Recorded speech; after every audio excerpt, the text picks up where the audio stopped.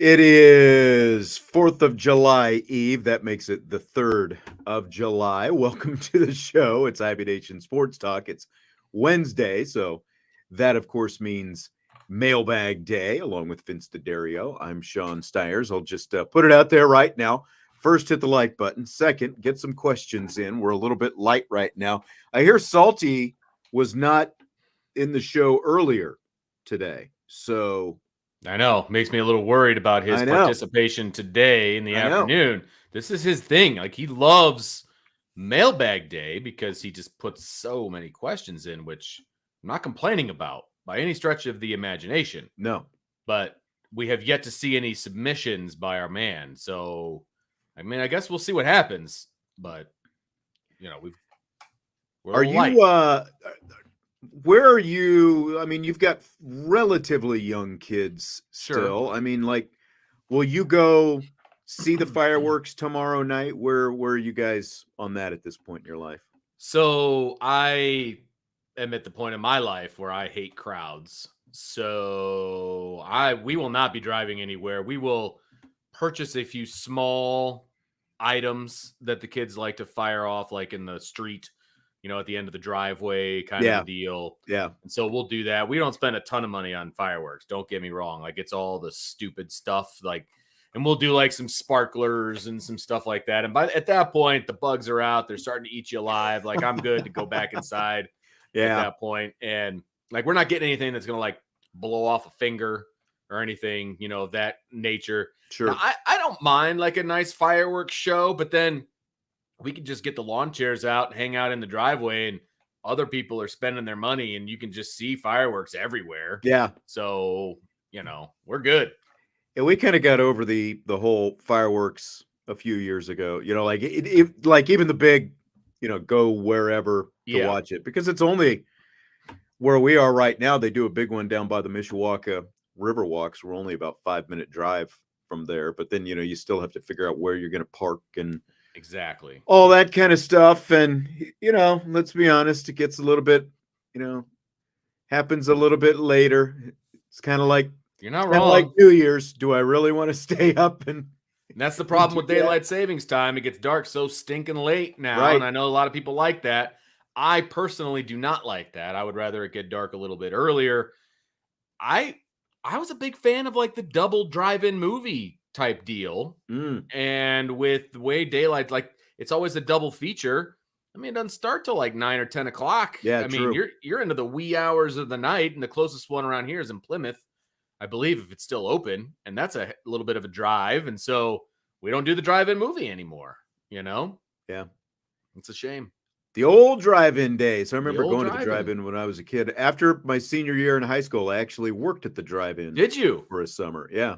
Look at you. I don't know when. I can't remember when exactly they closed, but it's kind of sad because it's like at this big intersection, you know, like when we go to my back home for Christmas or whatever, go to the hometown. I think it's a car dealership basically, right? And like a car dealership and a restaurant are there, I think. So that, like, the big screen still isn't there? Like, it's all been leveled. Yeah. Gotcha. Because sometimes you drive around and you can see like there's still the big screen there, but it's like clearly they've sold off a bunch of the land, but they just never knocked down the giant screen that's there.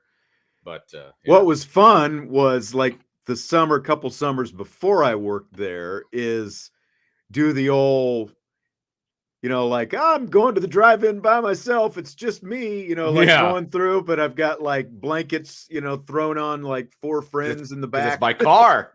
Or isn't it? No, it's by person in the car or something like that. Yeah. But yeah. I remember when I was a kid, my dad used to make giant, the paper grocery bags, you know, and he would make popcorn at home, fill the paper grocery bag full of popcorn. And then that would be our, you know, our treat. That's a lot of popcorn, man. It's a lot, well, you know, family could put it away. Growing boys, yeah, I guess so. By the way, two movies, man. Yeah. My dad, when like when our kids were young, like you talked about not spending too much money on the fireworks, we would always wait. My dad would always come out 4th of July weekend when they were young, and he would take them to the fireworks store, and he would like drop, like the $100 or whatever on, whatever Grandpa. the big family package was and stuff like that. So we always had Grandpa to do that. That's nice. Yep. That's nice. We were at Costco yesterday, and we saw they had the big packages, and they ranged anywhere from like $75 to like $200 or something ridiculous like that. I don't know. I've just never been a fireworks guy. It's just never really done anything for me. Not spending the money on it. No. I will say, when you go to one of those big fireworks displays and they somehow have it like set to music, and so that it's actually going off. Yeah, that's kind of cool. Yeah. Completely different than buying your own stuff, though. Absolutely. One year I went to like it was like a concert, like a Pops concert, and they had like a big fireworks display, and they had live music that was actually, it was like the patriotic music, and then they had the firework like that. That was cool. The best fireworks displays around here anymore, like at the South Bend Cubs games, things like that. Mm-hmm. We talked about going to that tonight. The game starts at 5:45. Why? It's going to get over before it's dark outside. Yeah, no kidding. That's kind of odd that they would start that early, considering they're doing fireworks afterwards. Like, it's not going to be dark at all unless it ends up being an extra inning game. And I have no idea why they would do it, that early. But that's like, yesterday was at 7, tomorrow's at 7, but today's at 5:45. Interesting. It makes no sense to me. Good luck to Stymie, by the way. He said his wife convinced him to swing by Costco after work. Man, we were talking about maybe Costco. That's where we get our steaks when we decide to grill steaks. Yeah. So I don't know if my wife is still going to do that, because we were talking about maybe just going somewhere tomorrow instead of even doing that. So, I mean, the Costco thing, it's like, it's one of those deals where you just have to accept the fact that it's going to be busy. There's going to be idiots who don't know how to drive in the parking lot. Mm-hmm. There, you're just like, people are going to cut you off with your cart, in the store. Like, that's just, you accept it. My wife hates going there. And I'm just like, hey, it's going to happen. I expect it at this point. So, Steaks and wine. Stymie's already on his way home. All right. Good luck. Well, I guess not good luck. Congratulations. You made it out alive. Seriously. All right, mailbag day. So get those questions in. We were talking about Salty. He usually bombards the mailbox with questions on mailbag day. So Salty's not here. So it's your chance. If you haven't got a chance to get questions in recently, get some in. Got a couple good ones queued up and ready to go, starting with Quinn's. How many teams on Notre Dame's schedule would Kenny Minchie start for? Assume service academies running a normal offense. Okay. And not the triple option. How many would Kenny Minchie start for, do you think? It should be like an over-under of like 10.5 or something like that. You know what I mean? Because, is he better than Connor Wigman at Texas A&M? He doesn't have the experience, obviously, but from a tools standpoint, I personally would start Kenny Minchie over Connor Wigman or however you say his name. Especially after the video that I saw from the Manning Academy. I'm definitely It's only one throw. It's only one throw. I kept telling myself that afterwards. I know. And he did make it to the final, so that means he did something before then. So this is true. No, you make a good point. But that was bad. Like, that was really bad. I mean, talk about a whiff. If you're a shortstop and you make 100 throws to first base, I would hope one of them isn't that bad. You know what I mean? Mm-hmm. Like, that was just really bad. Mm-hmm. So okay. Let's go through the schedule. We'll say yes or no for both of us. So Texas A&M. I'll say no just because of the experience. Okay, fair enough. I'll say no as well, just for And Northern Illinois. Yes. Purdue. Probably yes. Yeah, I would as well. I would say that would be a big yes. Miami of Ohio. It's the Gabbert younger brother. I would say yes. Louisville. I know they brought in a couple transfers actually, so they're going to have a lot more experience than Minchie as well. Again, like tools and upside and all that kind of stuff. I think Minchie probably has it, but I think considering they went to the transfer portal, brought in some experience, Jeff Brom. I don't know if he sees his next Jack Plummer there, but I'll just say no for Louisville because Okay. again, because of the experience factor. Fair enough. Let's see here. Who is next? It helps if I didn't get off the tab. There it is. Stanford. Stanford, I'll say yeah. Okay. I will say yes. Georgia Tech. Georgia Tech, no. Their quarterback we talked about before. I can't think of his name off the top of his head, but he's a nice dual threat quarterback who had a really nice season. He had more than 20 touchdown passes, I believe, had a really good running season. I think I called him, kind of a Riley Leonard light, type guy with the kind of numbers that he put up. So I will say no. King. Yeah. And Rhett, do you have his numbers there in front of you? Oh, let's see here. Haynes King. I don't have his numbers in front. Well, here we go. No, that's running back. Haynes King threw for 2,755 yards and 26 touchdowns, ran for 648 yards and 9 scores. There you go. The turnovers remain a concern. He was intercepted 16 times, second most in the country. Yeah. I mean, that's a thing. But again, when you look at the overall numbers that he put up there, at Georgia Tech, they were pretty solid numbers. So I agree. I'm going to say no to Georgia Tech. Okay, so we've got no Louisville, we've got no Texas A&M, and we've got no Georgia Tech, right? Right. Navy. Yes. Florida State. DJ. No, they like DJ Uiagalelei, obviously. Agreed. So that's 4. Virginia. I'll say yes. Army. Yes. USC. Probably no, because they're in love with what's his name. So the guy wears his pants way too high. I can't remember what his name is. But yeah. So that was 5 no's or 5. That was 5 no's. That was 5 no's. So 7 and 5. Well, he would start with 7 out of 12. It's pretty good. Yeah, I would say that's pretty good for a guy who's never started a game in his career and he's in his true sophomore year. So I'd say it's pretty good. DJ, tell him, hit the like button. Come on. Right now. Hit the like button. Drop a question. Drop a question into the chat so that we Joe's calling me out for grabbing the magazine. Of course I grabbed the magazine, man. I got to figure this stuff out. It's a quick way to figure some things out, man. Yeah, I mean, I'm not. It's not a secret that I go to the magazine. It's a good thing you've got the magazine there. Like I said, I couldn't think of Haynes King's name right away, but I remember looking at his numbers, a few weeks back, and it was like, wow, this guy. Yeah.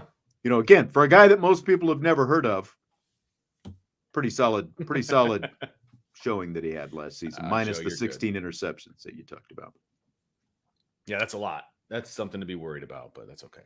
Joe wants to know if you had to choose a food to do a eating competition, what food? Good gracious. Oreos. Just dunk them in the milk, throw them down.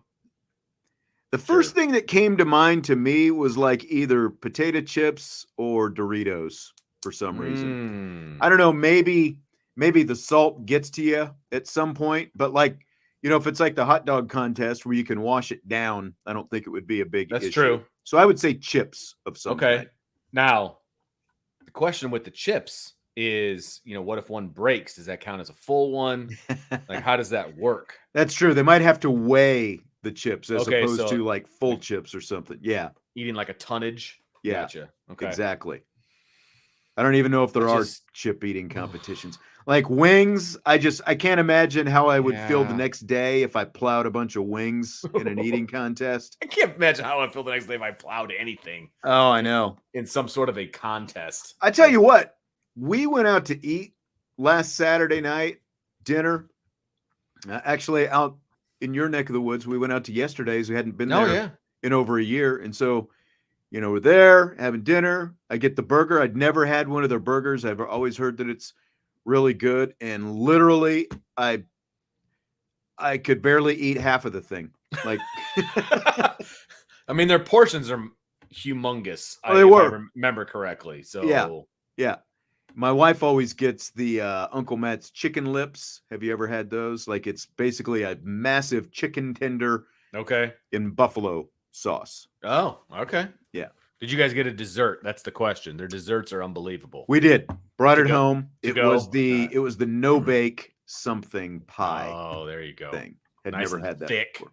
Yeah. Nice and thick and full of calories. Oh yeah.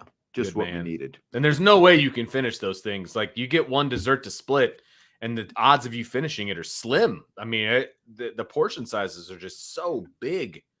It's amazing. It's They amazing. are. But yeah, you were right down the street, man. Yep.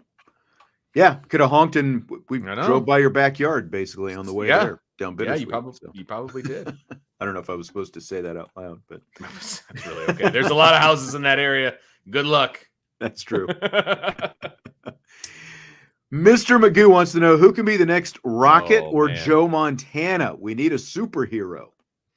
Well, I think Joe Montana, I think the lore of Joe Montana is a little bit more than the actual reality of Joe Montana. I mean, yes, he was the quarterback for a championship team. He did the chicken soup thing. Like, okay, awesome. Got it. But he wasn't actually a superhero when he was No. here, minus the lore of the chicken soup and the comeback. Right. Really. But I feel like that became more of a thing after the fact Yeah. than it did in the moment. Now, I wasn't alive, so I can't speak to that per se, but I don't know. I was alive, but I don't remember it. Like, I That's don't fair. really remember them starting to talk about that really until Yeah. he started to really take off in the NFL, even. Like it wasn't talked about nearly as much. So, but the question is, who's going to be the next, whatever for Notre Dame, and that's fine. So Rocket, Montana, so like Heisman Trophy type winner, somebody that's going to put the team on their back, that kind of a thing. CJ Carr, that's what I'll go with. I'll go CJ Carr. I think he's got an opportunity to kind of be that guy for Notre Dame. He, if you're the quarterback for a national championship team, and I do think that that's a realistic possibility with the way the roster is shaping up and the coaching staff and what we've seen from CJ Carr up to this point, I think he will automatically be anointed if they win a title. Carr was the first one who came to my mind as well because of things that you just kind of rattled off there, and like Duce Knight, I think is a potential, has that kind of potential, obviously, as well. And the thing about, like, if I look specifically at Rocket, it's like he's such a unicorn. Really, there was Rocket, there was Desmond Howard, to an extent, I guess. Tim Brown, obviously, Tim Brown, it didn't look quite the same as either one of those guys, just in terms of the quick twitch and just the way that they did it, the way that they could just house one, with just electrifying speed and athleticism and that kind of stuff. And so really, when you think about all of college football, I mean, there have been a lot of great college football players who have come and gone. Almost, to me, the closest to either one of those guys since then, maybe Charles Woodson and Reggie Bush are the only two I can think of. So, it's like, yeah, it would be great to have a Rocket Ismail. Who wouldn't want to have a Rocket Ismail? Yeah. But I guess my point is, like, they are so few and far between. Again, there have been a lot of great players, but to be able to affect the game in ways that a guy like Ismail was able to affect it, both punt return, kickoff return, running the ball every now and then, and as a receiver, I think we'll be lucky if we see even one of those guys come and go, like in the next 20 or 25 years. Yeah, no, 100%. You're looking for a dynamic generational player like that it's going to be tough. I mean, no two ways about it. It's going to be tough. And I hope somebody on the roster or somebody that's about to be on the roster could be that guy. Yeah. But that's, who knows? I'm not ready to make that, declaration, I guess, at this point. The easy answer is CJ Carr, quarterback, right, that kind of a deal. So, right. But look, again, the way they're recruiting the skill position talent between the receivers and the running backs, maybe we see something like that. Yeah, definitely soon. Possible. At least someone who maybe reminds us a little bit, even if he's not exactly that kind of guy. Brandon, what's your favorite mascot in college football? This is a really good question, and it has nothing to do, I think, with the school. But for whatever reason, the first one that came to mind was the Gator from Florida. I'm a big fan of the Gator. I don't know why. You just like when they do the Yeah, fans do the I think chomp thing. yeah, the mascot's kind of goofy looking, and he's humping around and he's biting people, and I don't know. I think it's kind of fun. So I guess that's what I'll go with, unless I can think of anything better. But yeah, I'm gonna go with the Gator from Florida. This is tough. Like off the top of my head, like I've Right. never really thought about, like Exactly. favorite mascot. Like my school's mascot is very unique, the Jayhawk, but obviously nobody thinks of them as a college football power by any means. And he did specify college football. And I'm trying to, I'm just like racking my brain. The first thing that came to mind, now I'm not a Texas Longhorns fan, but for some reason I kind of like old Bevo, just a big old daddy steer. Longhorn steer with the horns. Yeah. That's fair. Yeah. That's fair. You got the Colorado Buffaloes. They actually have a buffalo that runs out. The buffalo out of the gate. Yeah. When Dion met the buffalo, that was hilarious. He was deathly afraid, which was awesome. There's some good ones out there. Don't get me wrong. There's some good ones out there. I mean, shoot, LSU has a real tiger as theirs. I guess I was thinking more along the lines of like the cartoonish type of mascot. You know what I mean? And there's some dumb ones out there like Stanford, and I think Purdue Pete is pretty goofy looking. Yeah. Stuff like that. But to each his own, I guess. Why Look, the leprechaun's great. Stanford is the cardinal, but they have a tree for their mascot. Makes zero sense. It makes no sense whatsoever. Yeah. I remember Joe says the South Dakota State Jackrabbits. And a guy who I worked for before I came here was the radio voice of the Really? I said it again, South Dakota State Jackrabbits for a while. And I remember when he used to tell me stories about being the voice of the Jackrabbits. I just would always think the Jackrabbits is an actual mascot. So, I mean, yeah, those scary Jackrabbits. You gotta look out. The old Jackrabbits. Joe's got a good reminder. Hit the like button. Smash it. Make it your people. friend. Yes. Get with the program here. Yeah, you know what it does? It helps us out. It helps you out. It helps everybody out, right? You hit the like button, and that in turn means longevity for the show. Right. And longevity for our employment as well. Yes, exactly. Super helpful. Mike asks the $1 million question. Who's winning the backup quarterback job this Mike's year? coming in strong here. Look, I wish I was inside, the head of Marcus Freeman and Gino Guidugli and Mike Denbrock and anybody else that is in a decision-making, stance, okay, at Notre Dame. And I would love to give them all truth serum to ask them who is the second best quarterback. Who's really the second best quarterback? Yeah. You know what I mean? Like, who do you have the most faith that could win you a game if something happens to Riley Leonard? Because look, the conversation is not who is starting, because that's Riley Leonard. Riley Leonard has A, the most experience, B, in 2024, the most talent. And his skill set fits what Notre Dame wants to do. No question. So it's who is second, who is third, who is fourth. If I had to say, I would put CJ Carr in pole position right behind Riley Leonard. That's what I would do.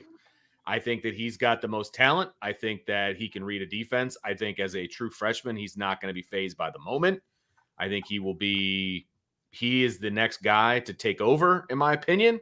And so why would you not want him taking all the number 2 reps that you can give him if you, in fact, think that he's the next guy? If he's going to be your starter in 25, then why would he not be the number 2 this year? Now, part of that is, do you think he could get it done this year if Riley Leonard goes down? I still think the answer is yes. But the other part of that is, are you pulling the rug on Steve Angeli by him being the number 2 quarterback. Essentially, he was number 1 at the end of spring by default, obviously, because Riley Leonard was hurt. So ipso facto, really the number 2. So he's the number 2. He was the number 2 quarterback behind Riley Leonard on paper at the end of yes. spring. Are you pulling the, and all the questions? Is he going to transfer? Is Kenny Minchey going to transfer? All this different stuff because of the play that we got to see from CJ Carr. And obviously they all stuck around. So are you pulling the rug out from underneath Steve Angeli? And how much does that matter, I guess, if CJ Carr ends up being the number 2 quarterback in relatively short fashion once fall training camp, starts winding through the middle? So am I worried about if I name CJ Carr the backup, is Steve Angeli going to transfer? Is that basically what you're at? Or no, are you saying, I mean, it's not fair? even, is he going to transfer? Because okay, so what? He's going to leave the team, on August 30th if he's not the number 2 quarterback. I mean, if he going leaves into the team, Texas A. If he leaves the team, but because if he's going to transfer, it's going to be at the end of the season, I guess, is my correct. point. So that's not, because he wouldn't be able to play. But you would have, I don't know. We're basically, none of this would hold up in court, right? Because we're reading into, we're inferring what all these guys are thinking. But I mean, that's what most people were doing when they thought that Angeli and Minchey were going to transfer. They just immediately thought, well, look at how great CJ Carr is playing. Obviously, one of these guys is going to transfer right away. It feels to me like, because again, like Marcus Freeman has and Guidugli as well have talked about the honest conversations that they have with all the different players. A lot of different assistants have talked about it as well, but Marcus Freeman has talked about it. So I can't imagine the conversation that Marcus Freeman had with Angeli, I feel like if it was really something Angeli didn't want to hear, he would already be gone right now, I guess. And so I just feel like they value the experience. Sure. They value what they've seen from Steve Angeli. So I think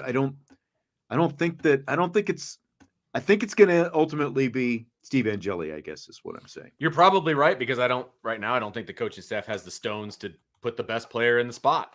I'll just say it. I think that's honestly what it comes down to. And if you are in that room every day and you are watching every practice, right, as a student or as a player, if you're not as good as the other person. And if you don't, then you have a clouded vision of your reality. And I do think there's a little bit of that going on.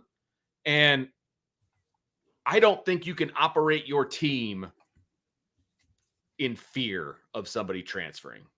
That is not a recipe for success, in my opinion. And they've shown that they're not. And that's, I hope that, what I was saying didn't. Yeah. Right. No, it's not. Go in that direction. That's not what I meant by any means. But I wasn't trying to say that like Marcus Freeman, would have like sugarcoated things for Steve Angeli trying to get him to stay. But at the same time, I don't think that, if whatever conversation maybe they had about the future, that like Angeli would already be gone potentially. But there is still, like people have said, he's a Notre Dame guy. He's going to stick around. Well, okay. But this is also going to be his 3rd year at Notre Dame coming up, which means by the end of next spring, he should have his degree. Sure. I doubt that he graduates in December. People are saying he graduates in December. I would be surprised by that, because like Drew Pine, remember? Quick. Drew Pine just had to come back to finish his. And that's I think a little he had been around at 3 years at that point. Yeah. That's a little too quick, because you're only talking about what? 2 freshmen, 2 sophomore, 1 junior. You're talking 5 semesters plus 2 summers, right? Mm-hmm. And I don't know that you can graduate from Notre Dame that quickly. And so I don't know that he would be a graduate in December. Maybe he could. Maybe he was really stacking the classes and all of that. And I could see him sticking around for his degree, whatever that means, as far as time and all of that. But at the end of the day, if I was going to be a prognosticator or whatever, I would say that Steve Angeli and Minchey are probably going to end up transferring. Yeah, I mean, and that's, Mike is that's saying that. okay. Minchie going to transfer. That's happening, just a matter of when. I think Angeli does too. Ultimately, I think they both do because of what's coming with CJ Carr and Duce Knight. It's just a matter of the timing and how much getting the Notre Dame degree matters to them in terms of how long they stick around and all that kind of stuff. I think, but again,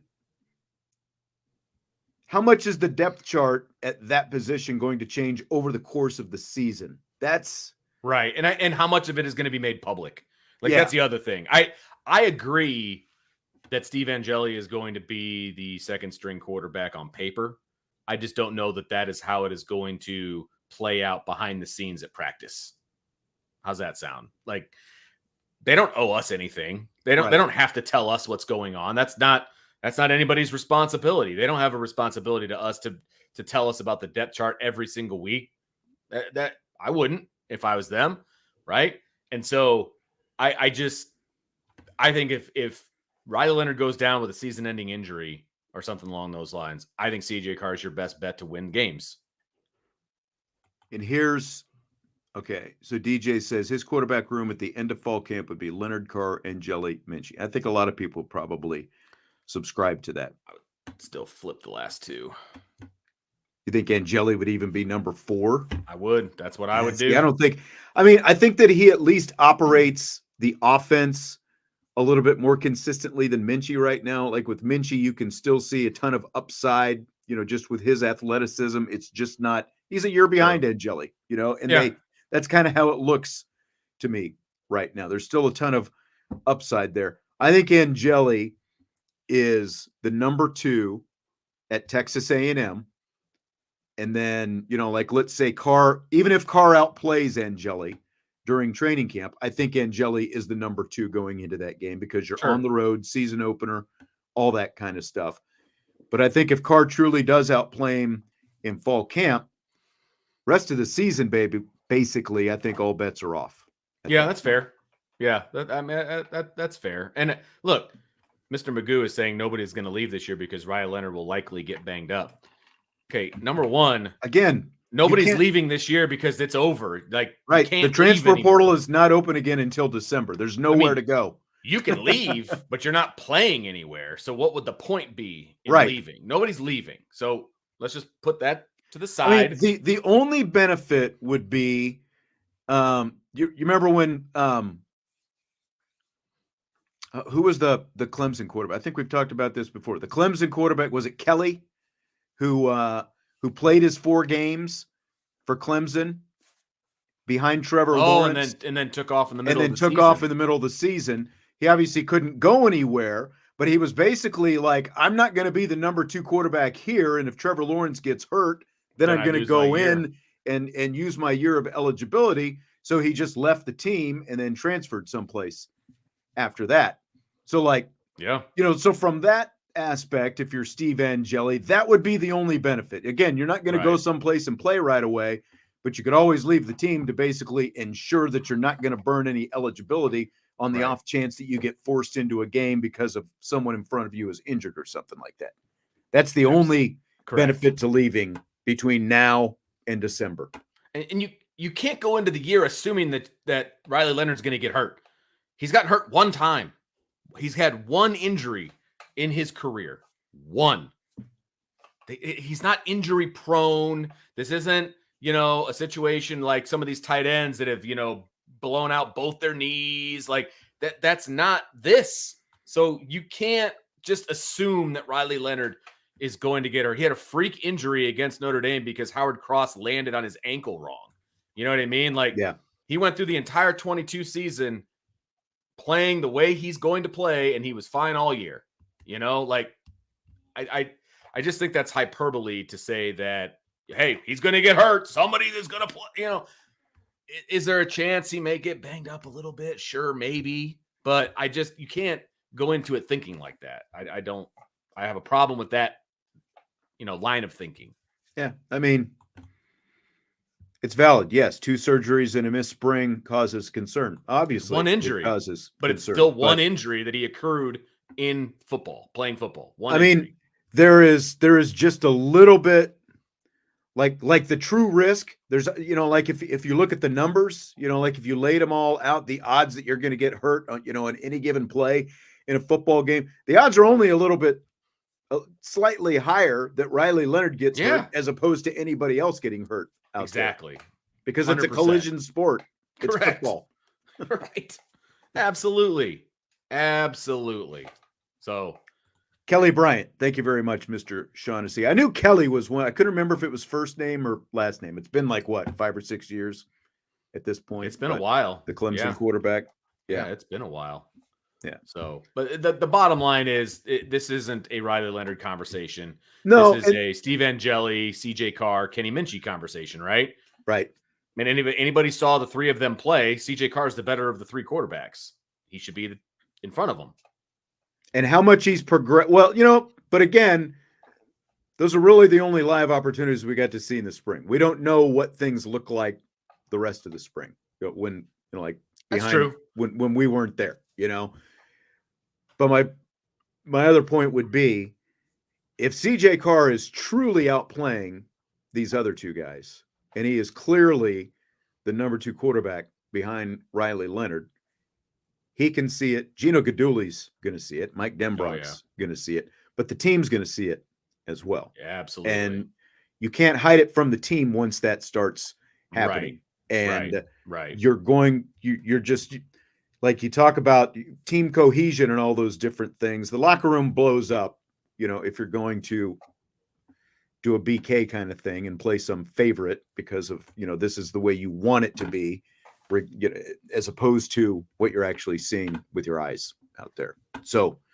I think if CJ Carr truly does begin to outplay those other two guys, then I think he will move up the depth chart. But again, I just think that at least for the A&M game, because of the road and the experience, that I think Angeli will be definite number 2 for that game. That's just, again, my opinion. I'm not saying it's definitely going to happen, but I'm saying I think based on everything we've seen, because like Guidugli is also, like during the spring, he was talking about Angeli. He said, this can be a guy. He can truly be a guy. I don't think it's going to be here at Notre Dame, but I think that he can be a guy ultimately.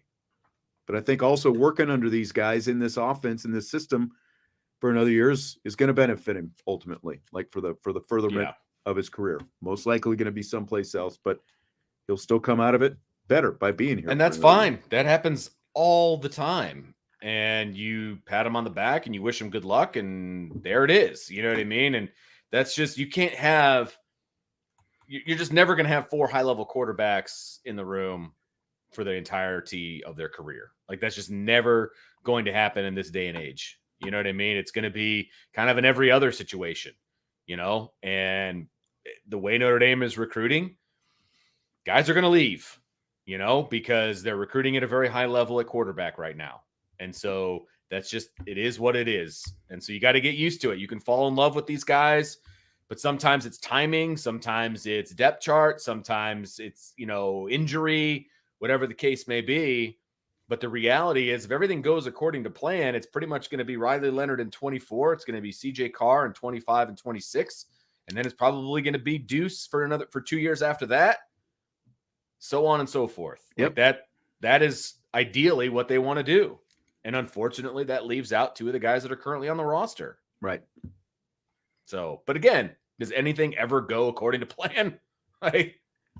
So, but that's also why you have you get as many good quarterbacks absolutely as you have, back them up, and not do, and again, I know that we've talked about that one window in time when Brian Kelly and company did some pretty good stacking quarterbacks on top of each other. It didn't ultimately, really work out, but you and I have talked about it before. It's like, okay, now you've got a 4-star, now you've got maybe a high 3, low 4, it's like there was so much variance in the level of quarterback that they were bringing in, but now they've got a room full of, just studs basically, or, haven't signed on the dotted line just yet, but they're lining up to have a room full of studs coming up. And that's ultimately what pushes your program over the top, because it starts at that position. Bingo. And there's going to be attrition to any college roster. You just kind of have to You have to get over it. You got to, it's just going to happen. Yep. So Brandon wants to know your favorite Notre Dame memorabilia that you own. Anything that you would like to have that you don't. We kind of talked about this yesterday. I'd love to get some sort of a ring of some sort. That'd be awesome. But that's never going to happen. So I would say my favorite piece of memorabilia that I own, and this is, there's a couple things. So it's silly. When I was a little kid, that was back in the day when, before the renovation. So this is pre-1998, right? So before they put on like the upper deck that they've got now, or the extension of the seats, right? I mean, you could walk right up to the gate and it was literally just a gate that was held together with a chain. You know what I mean? And you can kind of pull that gate a little bit. You could get in when you were a little kid, right? And so I snuck into the stadium with my little brother one time, and I took some grass from the field and I kept it. And I put it in a little baggie and I sealed it up, and I still have it in a box. Really? Yeah, still have it in a box. It's not that much grass. Like it was just like a handful of grass clippings almost that I just pulled out of the ground. You're lucky, man. Those ushers will get after you. I know, but they weren't anywhere around back then. Especially it was back like then. like a Tuesday. You know what I mean? Yeah. It wasn't like during the season or anything. So definitely have some grass. And then the other thing would be, I used to work at a country club, and Lou Holtz came and played there at one point. And spit on like one of your shirts when he was talking. I haven't washed it since. I had him sign, a golf card. It wasn't his, nice, but I just grabbed one and he signed it. He says, "I hope to see you play at Notre Dame someday." I was like a little kid. It was cool. So very cool. Yeah. Those are my two. You need to like get one of those like what do you call them? Like the science thing where you get the two pieces of glass and then you put like the sample. Oh yeah. And you put them together. Like you need to get that for your grass and put that up on your wall or something. Absolutely. That's actually a pretty good idea. Yeah, it's a pretty good idea. I need to freshen this up back here and put some more Notre Dame stuff maybe and hang. I've got some stuff I think I'm gonna have to go hunt for. Do it. I've got a brick from the stadium when they did the first renovation. Do you? Which is pretty cool. I got that as like a Christmas present. So Jesse's got one of those. I think Tony Rice might have signed it, like a section of the old bleachers that they were selling a few years back. He's got something like that looks pretty cool. My favorite thing is one of the things on the wall here behind me, and I'll kind of push the camera a little bit so you can see it. You see up there where it says Notre Dame Fighting Irish? That's from the World Series, isn't it? Yeah, that's from the 2002 College World Series. And what it is, you can see, I don't know how well you can see, but it's autographed by the team, and it's got the College World Series logo there in the middle. And where it came from was the day before the series started, like each of the teams would, like in the bowels of Rosenblatt Stadium, they would set up tables and chairs, and they did like an autograph session for fans. And so like fans would come through and get different things signed. This was after the team practice, so I was just kind of hanging around and stuff like that. And so the team got up and left, and what that was, they had like it was basically they had signs set up like, this is, the Notre Dame Fighting Irish, like as the fans came through, and it like slid down and kind of like metal slits like into a frame kind of thing that would like stand up on the ground. And so it was just sitting there in the middle of the stadium, and I'm like looking around, and it's like the team is gone. They, nobody from the team took it. And so I'm like, that's a pretty cool little sign. It's got the College World Series logo. It says Notre Dame Fighting Irish on it. So I took it, and then back at the hotel, like a day or two later, all the team signed it for me from the awesome. 2002 College World Series. So that's one of my favorite things that I've got. Takes up a lot of real estate, but it's pretty cool. Worth it. Pretty cool little item. Yeah. Worth it for sure. Yep. All right. Mike wants to know, are we watching the Nathan's hot dog eating contest, even though it's really for second place? He says, we know Joey Chestnut's the real champ. Remember, I don't know if you referencing this, but Joey Chestnut will not be in it this year. It's a dispute between, basically NIL deal. He's got a deal with another hot dog company. And they're like, no, you're not participating. I'm like, wow, okay. Yeah, and typically, like I wouldn't watch it live anyway. I might record it and then go back and watch, but they like replay it throughout the day, the rest of the day. Often. So yeah. Last year we were on family vacation on 4th of July, and we were actually in a restaurant eating, and it was on one of the TVs. And so that's the only reason I watched it live, was because it happened to be on the TV at the time. I have never made a point to watch the Nathan's hot dog eating contest, and I don't think I ever will. So I it's interesting, I guess, to see who's going to win, and maybe there's actually some intrigue this year since he's not participating. But it's not like I'm going to put it on the calendar and be like, I better be watching at noon tomorrow. Like, I don't even know what time it is, but yeah, I don't think I'm going to scratch it out or anything like that. Mr. Magoo, can Notre Dame sports marketing figure out a way to have a green machine night game? No one can enter without. It's a must for 2025. Maybe add some lights like they do for concerts. Figure it out. Well, you can't. They did this last year, didn't they? Yeah, there was like green stuff. Out. Yeah, there was a green out, but you can't not allow people who bought tickets not to come into the stadium if they're not wearing green. Like that's never going to happen, because there's also going to be fans of the other team that are going to be there, right? Correct. And it's not because Notre Dame fans are selling out; it's because there's an allotment for other teams. Yeah, exactly. So you can't not allow people to come in if they're not wearing green. But I do like it when they have some sort of a theme or whatever. I think most people get on board with that, which is good. I don't know why it's a must for 25. Why isn't it a must for 24? I mean, I don't know why that's the big deal, but I like a theme. I'm a big fan of a theme. You know what I mean? Even though I don't really partake since I'm technically working.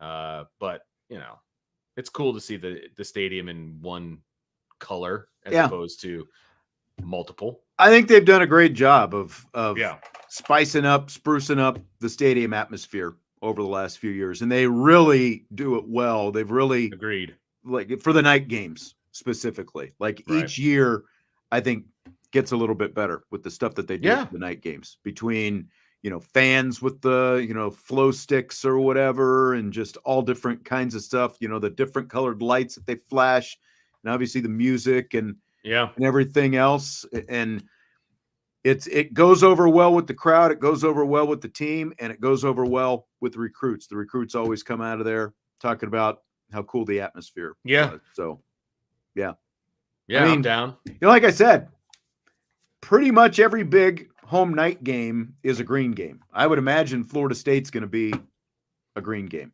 this year. Yeah, I would too. From a fan, like, not participation, that's not the right word, but from a marketing and all that. Like, I would love it if Notre Dame scores a touchdown, they did like the light show, like real quick, like they do in some of the stadiums and stuff. I think obviously more for a night game. It's not going to play well at 3:30. Like, I get that. But, when Notre Dame scores a touchdown, hey, let's throw up some fireworks. Let's do, some lights and some stuff. I think that would be cool. I mean, they're even doing that at high school stadiums these days with LED lights and things like that. And they're putting new lights in at my kids' school, and they've already talked about the fact that they can tune it up to some music, and they can do some different things and change the colors and do, some fun stuff. And so if they can do it at a high school, by goodness, they could do it at Notre Dame. You would hope so. Yeah. Mark wants to know, with NIL dollars, have you heard of any players living off campus in more upscale lodging instead of old-time broke-down house rentals? Well, first of all, they're not living in broke-down rentals in the first place. Second of all, I don't know what they're living in. I haven't heard where they're living. But if you want to talk about like upscale, they would have to be way off campus, and players don't want to live that far off campus. That's just unless they were in the townhomes across the street. But I mean, those are like hundreds of thousands of dollars, literally. Correct. So. Yeah, because those aren't apartments. They're like, buy them. You know what I mean? Right. So I would be surprised if they're living in some sort of a, upscale, high dollar. Because again, you'd have to be far away from campus, I mean, there aren't a lot of, like, in terms of just apartment, high-end apartments, that haven't heard of a lot of high-end apartment complexes in this area. Most of it is not No. higher end stuff. Again, like the fancier stuff is all going to be the townhomes and condos that you have to buy. But the only thing that I've heard close to this, not that it's high end, but like Bo Collins, when he spoke with the media a couple of weeks ago, he talked about from some of the NIL money that he had at Clemson, he had saved, and when he was here during the spring, he was able to pay for his apartment off campus, basically, by from the NIL money that he had saved from his Clemson time. But again, like high end, I would doubt it, but he had enough to at least afford an apartment. Makes me wonder what he was making in NIL, because I can't imagine that 6 months of an apartment is really all that expensive, but I don't know. Well, like, I mean, much, depending on how many roommates you have, it's, probably true. like at least $1,000 a month. Like if you're going solo for an apartment, $6,000, right? Yeah. I mean, $6,000 doesn't seem to be a high NIL evaluation for a guy who's. No, I'm not saying it was high by any means. You know what I mean? Like, he had the money on hand. I guess what I'm saying is that he made it sound like, well, I saved a little bit of my NIL money, and so that I could go live at Notre Dame for 6 months. Like, did you spend it all? Are you not making much? Like, I guess that's more about what I'm saying. He is young. So like, like if he's doing what these guys at Texas are doing, with the Lamborghinis and everything else, I guess. I don't know what kind of car he's driving or truck True. or whatever. No, it might have, that's a good point. But I mean, you can in the blink of an eye drop 60 or 70 grand on a new automobile, right? Well, that's for sure. Just just a decent, whatever kind of automobile. Yeah. It's not even I'm just curious as to what he was getting paid as a starter at Clemson. What kind of NIL money did he have in the first place that he had a little left over, quote unquote, to get an apartment in South Bend, of all places? Where did you come up with the little left over quote? That's what I had heard. I thought I read a quote that said I had some money left over for my NIL that I was able to get an apartment at Notre Dame. Gotcha. Like, left over? Like, you should have plenty of money to get an apartment in South Bend. I mean, if you got a second here, I can look and see if I can find his transcript and see. I mean, I am curious. Like, again, you're right. You could drop a lot of money on a nice car. There's no doubt about that. Even a not super nice brand new car, you can drop 50 grand in an instant. I mean, it's like you said, if you want to get like a truck or, something like that, like you're going to spend the money real quick. So, but I would hope that if you're a starter at Clemson, he was making like 100 grand a year, something along those lines. Like, I don't know. I guess I'm not in tune with NIL and what you're getting paid and, all those kinds of things. Yeah. As well as, maybe he was living high end when he was at Clemson. I don't know. Maybe. So I'll just plead ignorance here and just say, I'm glad he was able to afford a South Bend apartment. He had some money and he paid his rent because of his NIL money. There you go. We'll just leave it at that. Okay, fair enough. Fair enough. I want to disparage Bo. Joe wants to know if you could play one position in football right now without the worry of your body, what would it be? Well, why would it not be quarterback? I mean, you're going to make the biggest contract. You're going to, it would be quarterback. That's what it'd be for me. Yeah, I mean, is this just like a one-off thing? And, are we actually out there playing college football? Are we playing in the NFL? Is it a career? Is it like a one day, like a Freaky Friday situation? Swapping with somebody? I don't know. I think quarterback would be it though. Cause it's not, I've never been able to throw a ball 70 yards, like some of these guys and have that kind of athletic ability. So I would take that for sure. Just take the quarterback, live like a quarterback for a week or whatever. That'd be awesome. Then I would know what NIL was all about. Yeah. That's what they need to do. They need to remake, some kind of combination of Freaky Friday and Big where, the older guy becomes almost like, have you ever seen Heaven Can Wait? The Warren Beatty, Heaven Can Wait. Damn Yankees. Of course, he dies and he has to, die. Pretty sure Damn Yankees is that exact plot line. Is it really? Mm-hmm. A guy dies and comes back. Yeah, I don't think I've ever seen. No, he makes a deal with the devil, and he. Okay. and he he comes back, becomes a Yankee. He becomes a Yankee in the outfield. that would be a deal with the devil. Well, that's for more reasons than one. Mr. Magoo, what are the odds for the Texas A&M game? Is it possible? We are favorites every week this year. I don't see anyone better as a schedule. Almost perfect 11-0. We actually, Jesse and I had some of the odds, and Notre Dame's still 1.5 point underdog for Texas A&M. Oh, so I thought the last thing I saw was it was a pick'em game, but either way, I'm shocked that A&M is a favorite. If that's the case, I'm absolutely shocked by that. But hey, more of a chance to win some money if you're a Notre Dame fan, I guess. So I will definitely be laying money on Notre Dame on the money line. And if you're going to give me points, I'll take that too. They were plus 1.5 against Texas A&M. They were minus 9.5 against Louisville, minus 4.5 against Florida State, and minus 3.5 against USC were the 4 lines that I saw on FanDuel just yesterday. Interesting. Yeah. So they're saying USC is not as good of a team as Texas A&M. Okay. Yeah. Interesting. I guess Vegas believes more in Mike Elko than they do.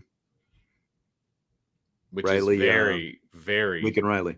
Yeah. And one has coached a Heisman Trophy winner and one hasn't. Mm-hmm. But I guess we'll see. Vince, are you ready for rapid fire? Woo! Been waiting for it all day, baby. Let's go. There's definitely some questions I'm not even sure of yet. Got some good stuff in here. We've actually got we've got a lot. I mean, it's always a lot because it's rapid fire. Right? It's always a lot. So do you buy or sell the performance of the new offensive tackles as the most important position group question Notre Dame has going into this season? I had to really think about this one, but being the most important position group, I'm going to sell it. And I went back and forth on this one multiple times. Okay. But I'm going to say wide receiver is the most important position group going into the season because it's not position group. It's the biggest position group question. Oh, okay. So in other words, like if you looked at if you looked at each position group and like, what's the biggest question for this position group? Got you. Okay. Would the tackles be at the top of the list in terms of all the position group questions? One of them, yes. Not both, but since it's a position group, it has to have both. But I think one tackle is going to be just fine. I think the other one is a question right now. So, yeah, I'll say it's the most important position group question going into the season. Yes, I will buy it. I think so as well, because, like, if you go through, like, okay, quarterback, really the only question to me is the health of Riley Leonard. And, again, it's like, there's a chance that he goes through the entire season and nothing happens. There's a chance that, just like with any player that, there's an Aaron Rodgers situation in, the first series of literally, but again, it's like that for any, but again, so that's the biggest question there. Offensive line, we hit that. Running back, what's the biggest? Are no real questions there. The depth is fine. They have 2 high-end running backs. No real question there. Receiver, what's the question? Like the biggest question, I guess, is that group going to perform at the level that we think they're going to perform at? Yeah, right. Not a huge question, really, right? Yep. Tight ends, like, could you throw tight end in there just because of the health of Mitchell Evans and that kind of thing? I just don't like having position group questions based on health. You know what I mean? I feel like you kind of have to throw that out the window as far as like why it's a big question mark. So I would say tackles are still the more important question mark. And we're just talking from a playing standpoint because we don't even know who one of them is going to be. Yeah. So then again, cornerback, the only real question there is, well, there are 2 questions. Morrison's health, and then with that, the depth, behind him, how that group is going to perform. Like if Benjamin Morrison misses the Texas A&M game, for example, like that would be a question mark. I think the linebackers are going to be fine. The defensive line is going to be fine. The safeties are going to be fine. So I think that this is probably it. Specifically, again, like the question was tackles plural, but the right tackle is the biggest, probably the biggest question that they have on the team, just to, in terms of overall stability for the team. Right tackle. Agreed. And that actually, even though Salty's not here today, that came in last week and we weren't able to use it. And I'd been meaning to slip it in there basically for the last week. And I was finally able to get it in there today. So even though Salty's not here, we got a Salty question in with that one in rapid fire. Nice. So Notre Dame 2025 quarterback commit Duce Knight spoke with Adam Brenneman from CBS Sports and Next Up with Adam Brenneman. And he had some interesting things to say, starting with the coolest moment he's experienced as a recruit. So here's Duce Knight. I feel like the game where we played USC and Notre Dame, we blasted USC. The number one pick, Caleb Williams is a great player, but that night they made him look average. So, that was great. Storming the field, having everybody hyped, the recruiting momentum, seeing Coach Freeman hyped, being in that locker room, that was great. So, Vince, anything stand out from what you heard there from Duce Knight? I mean, the fact that he was enamored with the atmosphere and what Notre Dame did to Caleb Williams and storming the field and all that was awesome. I'm glad that he was totally engaged in that moment, because a lot of times recruits can be,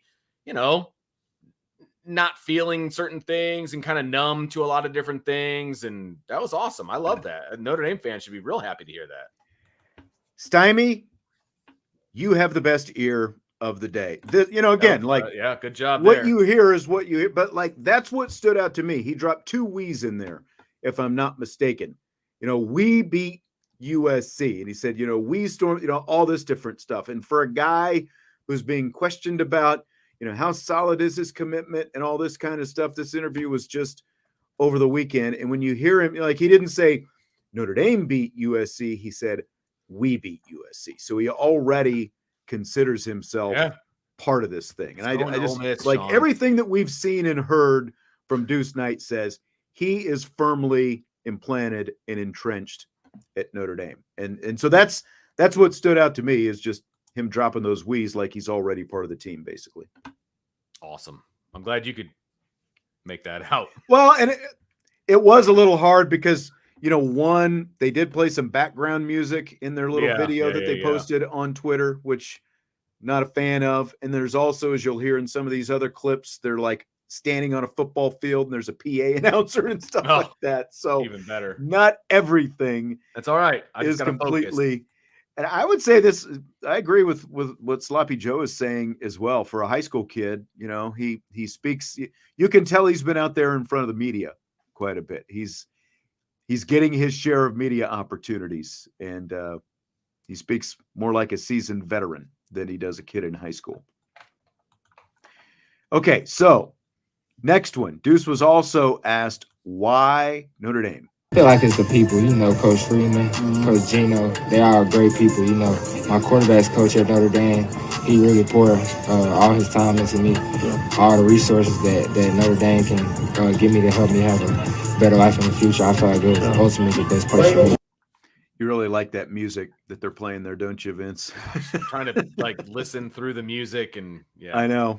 I wish I had the ability to filter that out. But so I guess my question here is, you hear him talking about Gino Guidugli. Is Gino, do you think he's kind of an underrated part of this whole quarterback recruiting process? It's hard because I don't think he's underrated by anybody that's listening to this show or you and me. I mean, he's obviously a very big part of recruiting quarterbacks to Notre Dame. He's the quarterback's coach. And last spring, when Duce was on campus, and I'm not talking about spring of 24, but spring of 23, when he was on campus, he was attached at the hip to Gino. I mean, they were like two peas in a pod during practice. You know what I mean? And so you could tell from that point, like, Gino's a huge part of this. And so maybe he doesn't get the national credit that he probably deserves. And maybe a lot of that goes to Marcus Freeman or Chad Bowden or whatever, who are all big parts of this. And maybe he deserves a little bit more national credit, but I think he gets the proper amount of credit from people like us. We know how important he is to the recruiting of the quarterback position. So I think he gets the right amount. Yeah, well, it definitely feels like, Marcus Freeman deservedly gets, the amount of respect and attention he does for recruiting and the relationships. And you'll hear what Duce has to say about him in a second as well. Chad Bowden gets heaps of the credit. It feels like most of it is them. And like when it comes to the assistants, it's kind of like you only hear from the boss when something goes wrong. It's like when it comes to the rest, like the assistants, it feels like sometimes that's really the only time you talk about them when it comes to recruiting. But like, I think if you looked at CJ Carr, Marcus Freeman, and of course, Tommy Reese both played a big hand in that, and Bowden as well. But sure, there was definitely much more Marcus Freeman just because, remember, Gino wasn't here yet during the bulk of that recruitment. But these last couple of guys, whether it's Duce Knight or Noah Grubbs, it feels like you're definitely hearing them talk much more about Gino Guidugli, deservedly so. But like Gino's like when you go to the media sessions and you talk to him, it's just like he's kind of a dude, and it's like you can see why they would be drawn to him, just kind of the demeanor that he has and the personality that he has. And that's obviously a huge part of it. All right, I've got to get the next cut loaded up here. I did all that and I forgot to load the next one up. He's talking about Marcus Freeman, his head coach. More Duce Knight. Freeman, man, he a real cool guy, real laid back guy. He gonna show a lot of love all the time. He gonna treat you like you're his own kid. Like anytime I'm around, he try to show me love, try to show my family love. So I feel good about it. What do you think, Vince? Doesn't surprise me in any way, shape, or form. He's always showing me love, show my family love. Like that's Marcus Freeman in a nutshell, and I am not surprised by that in any way. Yeah, and I'm going to play that one more time because it was hard to hear. Freeman, man, he a real cool guy, real laid back guy. He gonna show a lot of love all the time. He gonna treat you like you're his own kid. Like anytime I'm around, he try to show me love, try to show my family love. So I feel good about it. Double-edged sword, treating you like one of your, you're one of his own kids, right? It's like that can go both ways. Yeah, it certainly can. Yeah, but it certainly can. But again, it's like you very rarely hear any of these guys, and and remember, were you here last week when we had the anonymous quote from a coach? I think maybe Jesse was here when we were talking about it. It showed up in one of the magazines saying, "Oh, Marcus Freeman, I think, he hasn't exactly been Newt Rockney over there. He's not exactly tearing it up." I think the real glue to that whole thing is Al Golden, like that's the most asinine comment I've ever heard. Right. That's what I think about that. I mean, Marcus Freeman's the one brought in Al Golden. I mean, he's running a version of Marcus Freeman's defense. It's not like Al Golden's behind the scenes pulling the strings. That is not at all what is occurring. Like that shocks me. And I'm not saying Al Golden doesn't have a good personality, but it's not like it's like it's not the Al Golden personality that's holding this whole team together. Correct. Yeah, he's not the one out busting his hump on the recruiting trail like Marcus Freeman is. Like that is not occurring. I'm not saying he's not doing a good job, but he's not doing that. So I would love to sit down with whoever this is and be like, can you just explain your answer as to why you think that this is what is actually taking place? But again, I think the other thing that maybe we already take for granted that wasn't going on before is like, here's a high-end quarterback recruit, and he's not the only one talking about the head coach talking to him and having actual interaction with him. Right?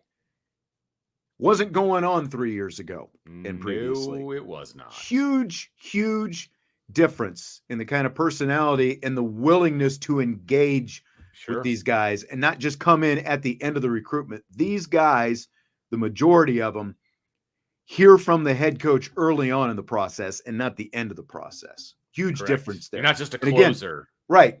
So when you talk about keeping recruiting classes together, keeping guys engaged, keeping them committed, both in the recruiting process and on the flip side with the fact that they got it to the end of spring and they didn't have any more transfers than what they had.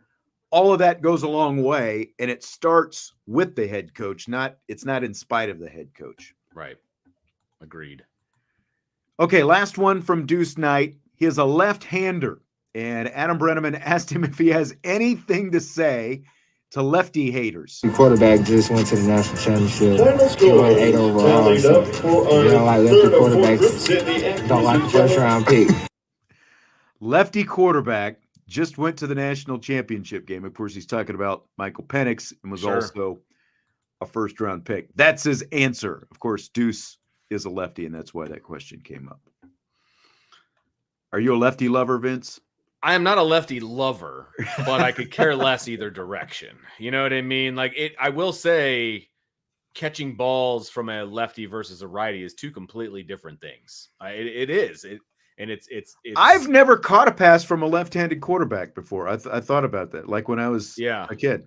I have, and it's weird, but I've also been a catcher where I've caught lefties and righties, and that kind of a thing. And it's it obviously comes in a little bit different. Yeah. And football is the same way, to be honest, because it spins a little bit. It spins opposite, obviously. Right. And so it's different. And you just have to get used to it. Now, it would be very difficult if you're going back and forth, righty, lefty, like that would be complicated. But once you get used to it, it's fine. It's funny because I just watched a Football Life. It's like one of the 1 hour things that the NFL Network does on different players. It was on Jerry Rice.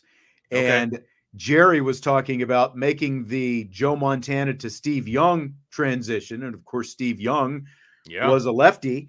And he said it was really weird catching those passes from Steve Young. And so they had some, I don't know if it was an intern, someone low on the totem pole who happened to be left-handed. I think he might have played, small college football or something like that.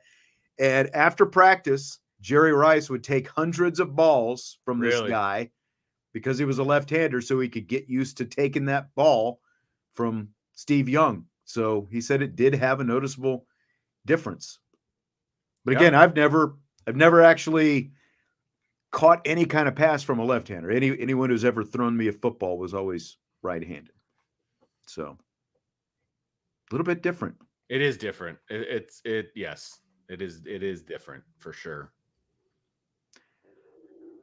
I'm sure that when Duce gets here next spring, all of the receivers are going to get some kind of question about taking passes from a left-hander instead of a right-hander. It'll happen. And look, it's a legitimate question. They'll downplay it, but it is still a legitimate question. I mean, it is. Yep. So Notre Dame is going to host Michigan State in 2026. They made that announcement last week. When that happens, do you buy or sell that game as primetime worthy? I'm going to sell it for right now from what I know about Michigan State and who they are. I do think they're on the rise, though. And depending on how much of a rise they have this year going into next year, it's a possibility. But for now, I'll sell it. But I have no problem with Michigan State being a night game for Notre Dame. I really don't. They're an old rival, all of those different things. And, I need to look at the 26 schedule to see the other options. The only other options, and it's going to depend on how many primetime games they want. They're going to play Wisconsin at Lambeau, but that's considered a Shamrock Series game. So that means NBC will have the rights to it. They'll also host Miami that year. And there's basically nobody else they'll be at USC that season. Yep. So I would say those are the three prime candidates. And because Michigan State is a Big Ten team and they're relatively new contract with NBC, I think there's a really good chance that it ends up in primetime, regardless of how good Michigan State is, just because it's a Big Ten team and it'll give NBC a chance to get it in, to get it on there. That's a fair statement.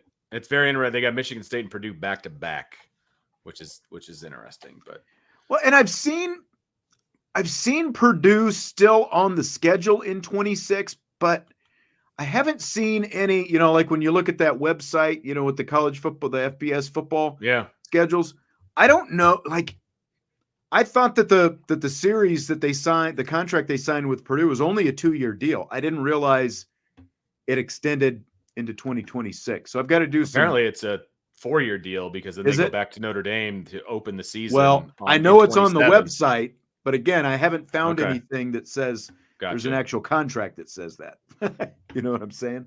Yeah, I do. I do know what you're saying.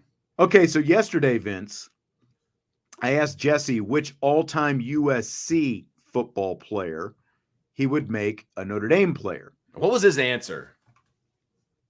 His answer was OJ, wasn't it?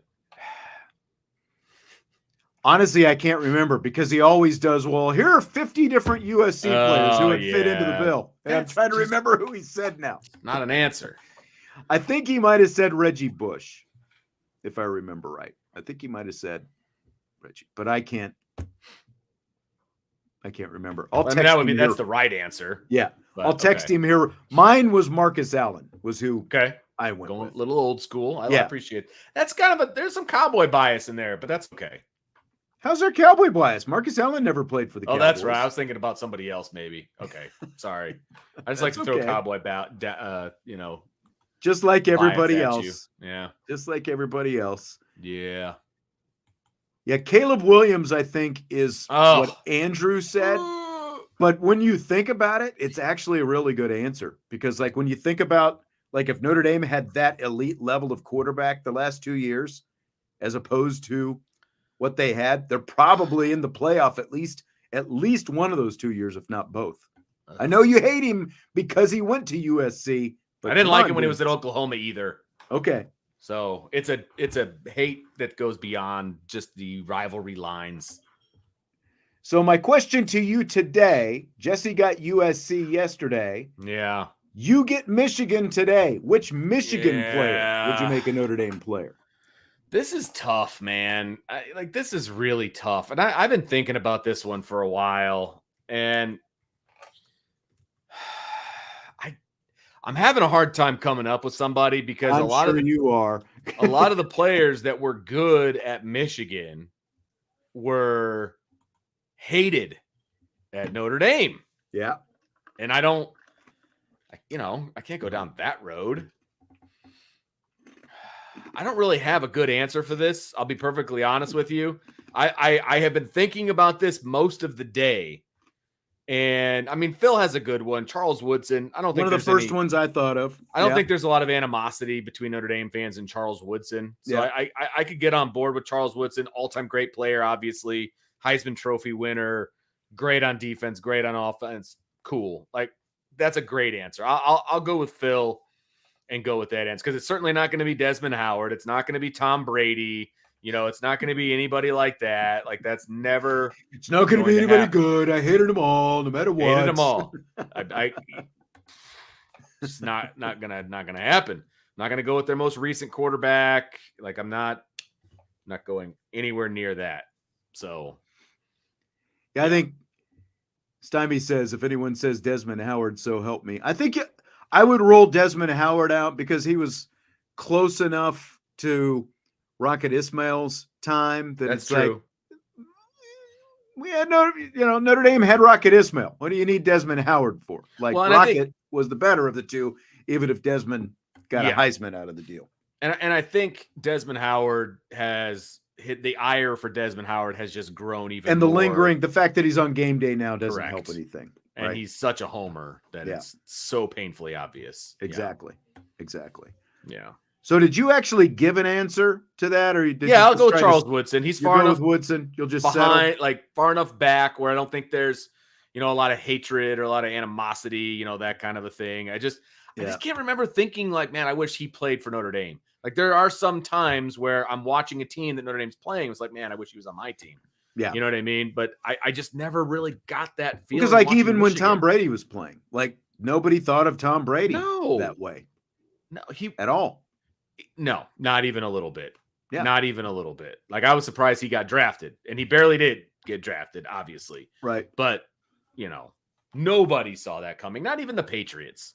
Stymie says Harbaugh, if he had to pick someone, and see, like, even again, like when I look at now, I wouldn't pick Harbaugh just because of like Yeah. what he's turned into. Yes. Aiden Hutchinson's a pretty good one, Anthony. That's actually, I didn't think about him. He's a really good player, and I just don't like him because he went to Michigan. So mine is really boring, but I just went with Dan Deerdorf, old offensive lineman. Wow. Like, even though Notre Dame forever has had some really good offensive linemen, but Deerdorf, I remember talking to him when he came in town a long time ago for the College Football Hall of Fame, and obviously, he was a good guy, and like I never had anything against him when he was doing Monday Night Football. Maybe somebody else did, So I just feel like Deerdorf would kind of be. He's the guy, because again, like Harbaugh, too much baggage at this point. Howard, too much baggage at this point. Maybe Charles Woodson, because again, like really good defensive back and returner and all that kind of stuff. And he doesn't rub people the wrong way, which is a huge plus in my book. You know what I mean? Like, right. He loves where he went to school, and I appreciate that, but he's just not out there rubbing it in people's faces. Right. So, yeah. Right. Fill in the blank. It's blank that Baylor, Indiana, Louisville, Minnesota, Nevada, Rutgers, Tulane, and Virginia are selling pairs of tickets for their home games at Costco. It's hilarious. I just realized I left Costco out of the question but it's at Costco. I figured because of the last part, but yeah, I think it's hilarious, but I also think it's necessary. So I don't really have a problem with it. I actually think it's pretty good advertising if you're having trouble selling out your stadium, where else are you going to sell tickets? Why not? I think that's a bit of a, honestly, that's a bit of an impulse buy if you're at Costco. Like, you're at Costco and it's like, hey, I can get a pair of football tickets.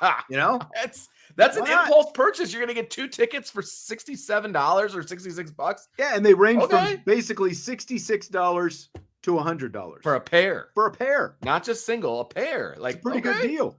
Yeah, that is a impulse Christmas present right there, or birthday present, or something along those lines. Like, I actually think it's a pretty smart idea, and it's also makes me happy that I'm a Notre Dame fan too. There is that Notre Dame doesn't have to stoop to that level. But I do wonder though, like for the the Northern Illinois and the Miami, Ohio games, like could Notre Dame benefit from going this route? Because it's fair. I would think that we're going to see pockets of emptiness there for those games. It's helpful. Those schools are pretty close. That's helpful. You know what I mean? Like, you're talking about 4.5 hours to Miami and probably about maybe 2.5, 3 hours to Northern Illinois. And that's a destination game, because a lot of times these MAC schools play someplace pretty far away, like at LSU or Florida State or, something along those lines. I think one of the teams is playing at Washington. That's a little bit harder to make that trip. You know what I mean? But at least you're within driving distance and you can actually make the trip to the big school that the MAC team is playing. So it won't be as hard, but you make a good point that that's not a terrible way to get rid of some of the tickets. Yeah. Yeah. And again, like when you're talking about Baylor, Indiana, Louisville, Minnesota, Nevada, Rutgers, Tulane, Virginia, I'm sure that they all, have to get a little bit creative when it comes to their ticket marketing strategies. So USMA 87 says tons of Northern Illinois tickets available, some down on the lower level near the end zone. And there's plenty of time between now and then, but I'm not surprised by that. Really, since that sellout streak ended when they didn't, because you remember for a long time they kept that sellout streak going. Yeah. But there were like some local benefactors who would basically buy up all the tickets to keep that streak alive. And since that stopped, you have definitely seen some empty seats out there in the stadium. Sure have. Much more often. So Vince, Glenn Powell, who played Hangman in Top Gun Maverick, says the name of his character in the original script was actually Slayer instead of Hangman. They started workshopping new names like Sauce. Sauce was one of the names that they came up with. I like that one. That was one of the options before they ultimately came up with Hangman. So did they get it right ultimately by going with Hangman? I like Hangman. I do. I do too. think it kind of has like a little bit of a Wild West, hint to it. It's simple. It's one word. There's a lot of things that go into a good call sign, I think, and it hits a lot. It checks all those boxes for me. So I do think that they got it right. Absolutely. And like the visual on the helmet. Yes. Remember there was like a blank letters for one of the letters. Yeah. Was one of the letters. Yeah. I do remember it. And I think that was genius. Yeah. That's genius. Sauce is interesting because you got like Sauce Gardner, Yeah. But I think Hangman is a really good. I think two syllables is a really good. And apparently in this interview that I heard with Rich Eisen that Powell had, he said he talked to some of the naval aviators and they were telling him the difference between like Navy call signs and Air Force call signs, like Air Force fighter pilot call signs. And like Slayer was much more an Air Force. They were like, like Slayer and Crusher and, those kind of, like harder edged were like the Air Force, whereas the naval guys kind of, just like Hangman tended to have more fun with it, I guess. So, so that's, so they got away from Slayer. They went with Hangman. Yeah, I think they completely got it right. I thought it was a good call sign. But apparently all those guys, all the different pilots had a say in what their call signs were in the movie. So they were tossing out a lot of different ideas. So nice. Back to Slayer. Yeah. It's the name of a metal band. So my question is, what rock or pop group would you pick for your call sign? You do realize it was me on the show today, right? The guy who doesn't listen to a whole lot of music. I knew that this would be, it fine. Definitely cranked up the level of difficulty. I know. It did. It really did. I mean, it was hard for me even to think of like some good ones. Yeah. So. The best thing I could come up with was Aerosmith. Kind of like that one. It's the name of the band. That. It's one word. Like, I like that one. So I went with Aerosmith. So I had a lot of ideas, and Aerosmith did kind of, go through my head a little bit. Flock of Seagulls. I like that. Too long, though. It's too long. I know. See, like the first one that I thought of was Fine Young Cannibals. Underrated, 80s pop group. She Drives Me Crazy and all that. But Fine Young Cannibals is definitely too long for call sign. Right? So there's some different ones. Fugazi came to mind. I think that is a cool name, but I don't know really any of their music. I just know, like Fugazi would just sound cool, I think. Yeah. But I couldn't go with that if I didn't know their music.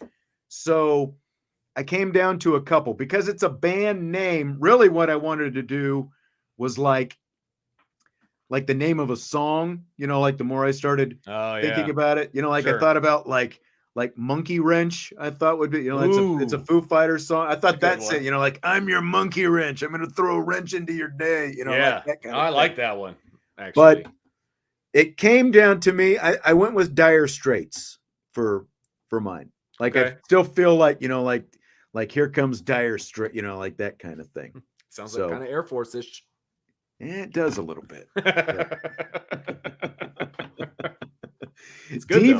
Devo. That's a good one, USMA. I like that. Yeah. He said Pet Shop Boys as well. I like that. But might be a little bit long. That's the problem. It's like you get to 3 words and like six syllables. Like Fine Young Cannibals. You're at 5. Too long, too many syllables.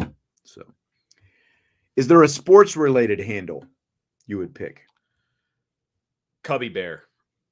I like that. Was what I was going to go with. I think Cubby it fits. I think it fits. Maybe it's long. I'm not sure, but like you could shorten it, to Cubby or something like that if you're just talking, that kind of a thing. Cub, But I went with Cubby Bear. I went with Hitman. Oh, really? Hitman. Yeah. What now? What's the Here reference? comes Hitman. I mean, Hitman. Like Bret the Hitman Hart. It's more pro wrestling. Gotcha. But it's some that I thought of. Grand Slam, Top Rope. Again, it's like a wrestling kind of thing. Gotcha. But I went 2 syllables. I thought Hitman sounded pretty good. Grand Slam. But I like your Cubby Bear. I like that as well. That says, I mean, that basically says kind of where you're from, who you're for, that kind of thing. And I'm, kind of big like a bear. So there, Baldwin, Fighting Irishman. John said, I thought of like Irishman, like just simple Irishman or something like that. I did think about that. Cannon Arm. Macho Man. Here comes the Macho Man. Coldplay. That's not a bad one. Baldwin's Aaron going back to the music group. Angel of Death. Angel, like the Eagles of Death Metal. Dice. I like Dice. Dice Man instead of Ice Man. That's a good one. Actually. There you go. Yeah. Yeah. Like that. There you go. But is that really sports? Or are we? I think they're just coming up. It's with still good a good names call point, sign, but yeah, but still, yeah. Yeah. Undertaker, always a good one. USMA also says Vince FOF, father of five. I thought about TNT. Like I said, like when I was back, like TNT, when I was like, if it was a song instead of like the actual band name TNT, I thought would be good because you're gonna blow it up. So Hamburglar, I love it. Nice, that's a good one. Tommy slipping one in just before the wire. That's a good one. End of the show. The Hamburglar. Like that's yes. Fantastic. You could have some fun with that helmet, like what you wanted to paint on there and stuff. Yeah, that's a good one. For sure. That's a good one. All right. Well, we will wrap things up with that. Have a great 4th. No show tomorrow because it's the 4th of July. No show Thursday because it's the 4th of July. But we're going to do the We In, We Out show on Friday. It's going to be busy day. As, of course, everybody knows, there's a big commitment coming up Friday. So if things go Notre Dame's way, there will be a commitment show. I think there's going to be a mailbag show earlier in the day. We are going to do a show that day, but we are going to do the mailbag show on Saturday. Oh, that's right. Mailbag show Saturday. Yes. Right. And so we are going to have a regular show at 1:00 and then maybe a show in the afternoon and then Friday show. So Friday, 5:00 will be We In, We Out. Right. And of course, the only place you can submit the questions for We In, We Out is on the Champions Lounge. Started a thread there today, so go to the Champions Lounge thread. Get your We In, We Out questions for Friday. It'll be Vince and me on Friday. Oops, doing that We In, We Out show. No Jesse, it looks like, this Friday because he's doing God knows what. God knows what. Don't blow yourself up tomorrow, but have fun on the 4th, and we will talk to you Friday on IB Nation Sports Talk. See ya.